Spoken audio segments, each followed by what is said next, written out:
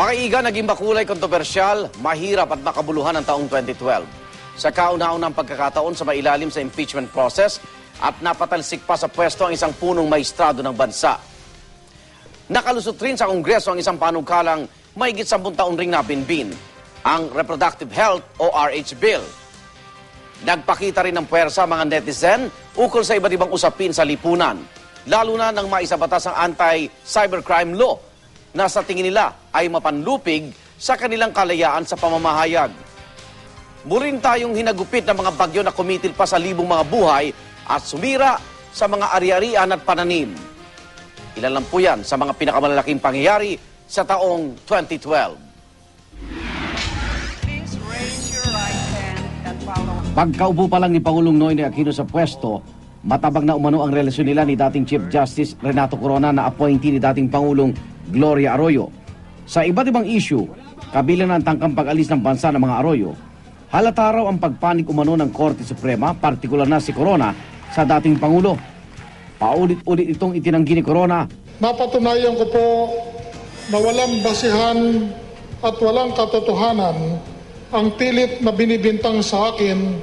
Pero hindi niya napigilan ang pagsampa ng impeachment complaint laban sa kanya sa Kamara. Gaya sa isang palabas, kumpleto ang tinuturing na cast ng impeachment trial. Senado ang naging impeachment court. Iba't ibang congressman at pribadong mga individual ang naghain ng 8 articles of impeachment. Star-studded din ika nga ang depensa sa pangunguna ni retired Supreme Court Justice Serapin Cuevas. Iba't ibang twist sa istorya ang nabunyag, gaya namang umano'y yaman ni Corona, pati problema nila sa pamilya na ungkat hanggang sa... Friends, will you kindly Yes, Your Honor. advise your client to return to the witness stand? I respect him as a Chief Justice, but this court must be respected. Ito na ang naging hudyat para sa pasya ng mga bida ng impeachment trial.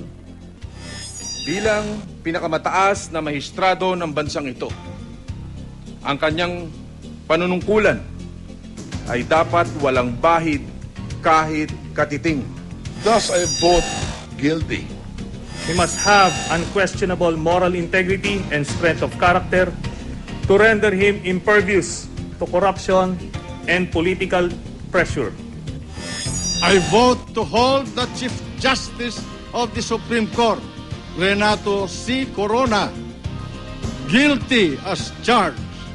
At sa botong 23, sa Article 2 ng impeachment, si Corona ang kauna-unahang punong maestrado sa bansa na napatalsik sa pwesto. Halos 2 buwan pagkatapos maalis sa pwesto ni Corona, itinalaga naman ng Pangulo si Maria Lourdes Sereno bilang bagong Chief Justice. Siya naman ang unang babae at pinakabatang punong hukom sa kasaysayan ngayon ng Korte Suprema ng Pilipinas. Nakatakda niyang pamunuan ng Korte Suprema sa susunod na 18 taon. Reproductive Health Bill! Ipasa! Ipasa! Now na! Ito naman ay eksena tuwing pag-uusapan ang kontrobersyal na Reproductive Health o RH Bill. Sa mga pro-RH, malinaw ang mga benepisyo ng panukalang batas na ito. Mas magiging edukado raw ang publiko tungkol sa sex. Matututo silang mamili at gumamit ng contraceptives. Mababawasan ang populasyon, mababawasan ang pagkamatay ng mga sanggol at ina, at mababawasan raw ang mga naghihirap. Pero malayo ito sa nakikita ng mga anti-RH bill sa pangunguna ng Simbahang Katoliko. Ang panukalang batas daw na ito, labag sa utos ng Diyos. Lalo lang din daw lalaganap ang premarital at casual sex. At makaraan ng halos 14 na taon mula nang una itong inihain sa Kongreso. Dilagdaan na ito noong December 21 ni Pangulong Noynoy Aquino bilang ganap na batas. Bukod sa RH, ilang pampanukala naging usap-usapan nitong 2012. Isa na riyan ang Freedom of Information Bill. Isang FOI sa naging sentro ng kampanya ng nooy senador pa na si Noynoy Aquino. 2 taon na ngayong Pangulo si Aquino, pero ang tanong, nasaan ang FOI? They could have pushed it and they would have done it. Klaro naman yan dun sa mga kaso ng impeachment. Ang bilis, hindi ka pa nakapikit. Wala, andun na eh. Gawa na eh. So bakit hindi nila magawa sa FOI? That particular statement coming from the FOI advocates should douse any speculation that this president will not support or is the lead conspirator in the fight against the FOI bill. That is totally incorrect. We are a government that practices transparency. Kapag naipasa ang FOI, magiging bukas na raw sa publiko ang mga mahalagang dokumento at impormasyon mula sa gobyerno. Isa sa mga pinagdebatihang probisyon nito ang tinatawag na right of reply, kung saan mabibigyan ng pagkakataon ng sino mga opisyal na sagutin ang mga alegasyon sa kanya bago mailabas ng media ang istorya.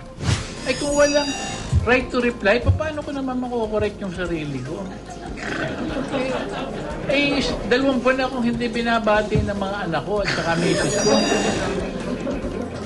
Tinanan niyo yung damage ng irresponsible reporting.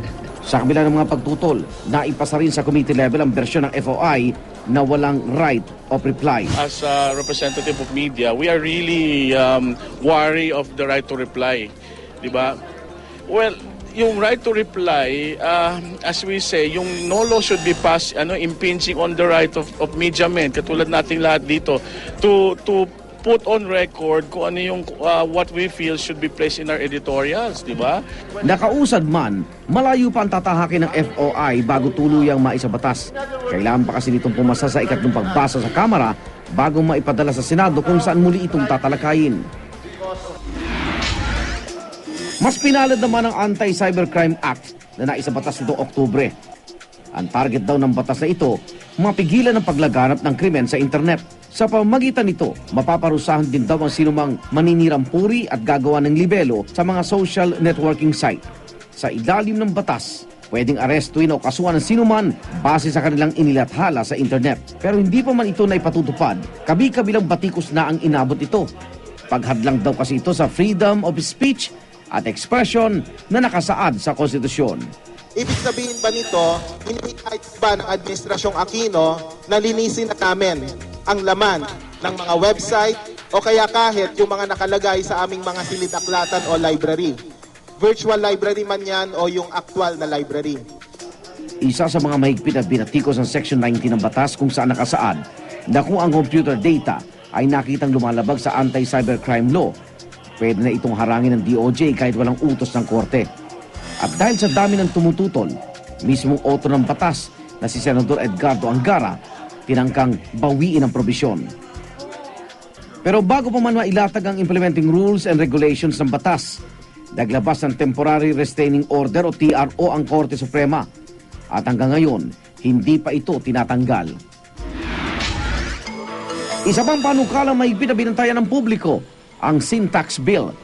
Kung mas mataas ang tax sa mga bisyo tulad ng sigarilyo, mababawasan na raw ang bibili nito at mas kikita pa raw ang gobyerno. Pero ang pagpasa nito sa Senado parang naging tawaran sa kanto. Ang tanong kasi, magkano ba ang dapat ipataw na dagdag buwis?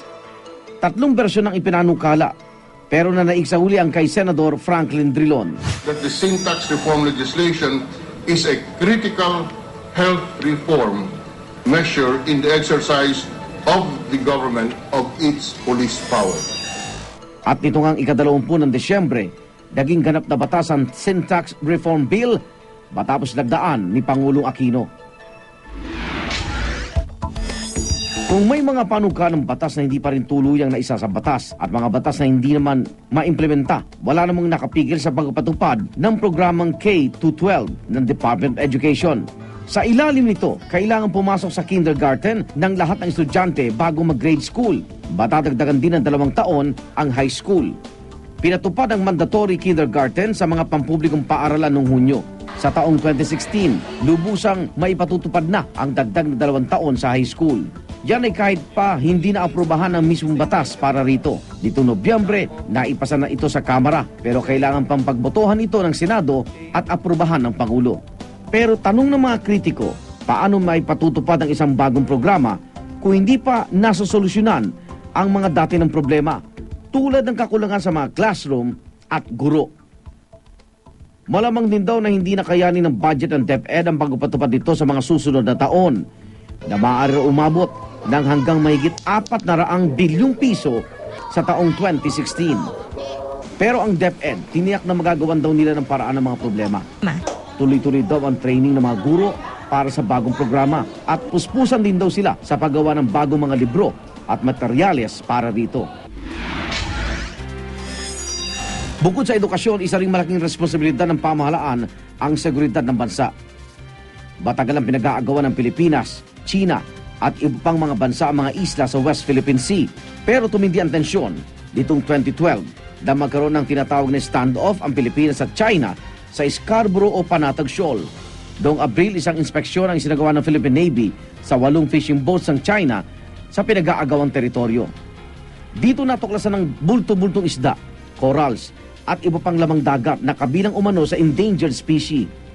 Pero hindi na aresto ang mga mangisda dahil dumating sa lugar ang ilang Chinese marine vessels. Simula noon, dumami na ang mga barko ng China sa isla. Pero hindi lumala ang tensyon. Dapat kasunduan ng dalawang bansa na wala munang gagalaw sa isla. Pero the international law is clear in terms of the fact that we are well within the 200 nautical mile exclusive economic zone. That is where we stand.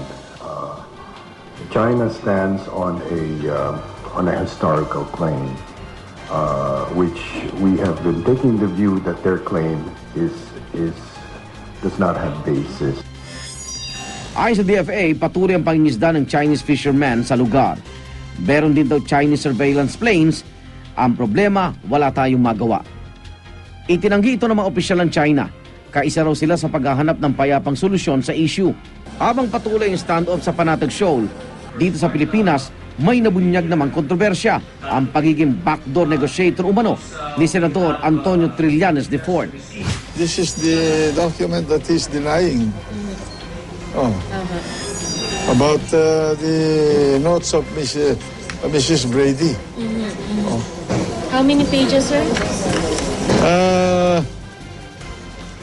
2 pages containing 30 paragraphs. Sir, red to, no? Ibig sabihin, yan yung This one is another one.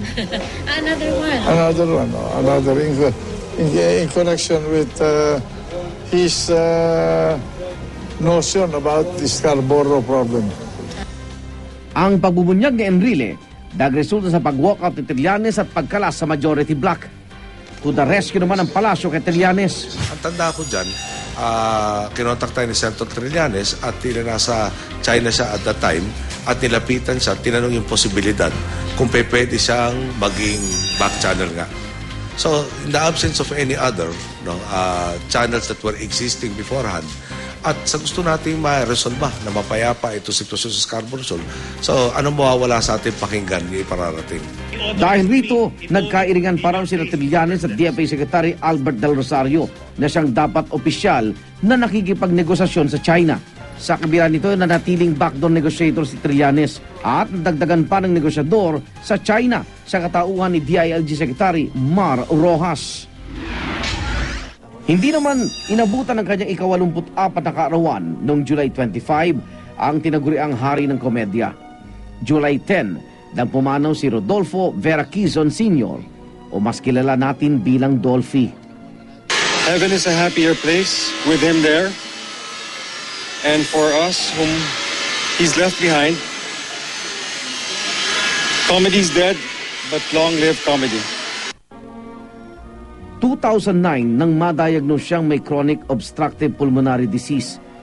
Humanaw siya noong Hulyo sa multiple organ failure secondary to pneumonia, chronic obstructive pulmonary disease, and acute renal failure. Idineklara naman ni Pangulong Aquino on July 13 bilang National Day of Remembrance bilang pagkilala sa naging kontribusyon ni Dolphy sa Philippine showbiz industry.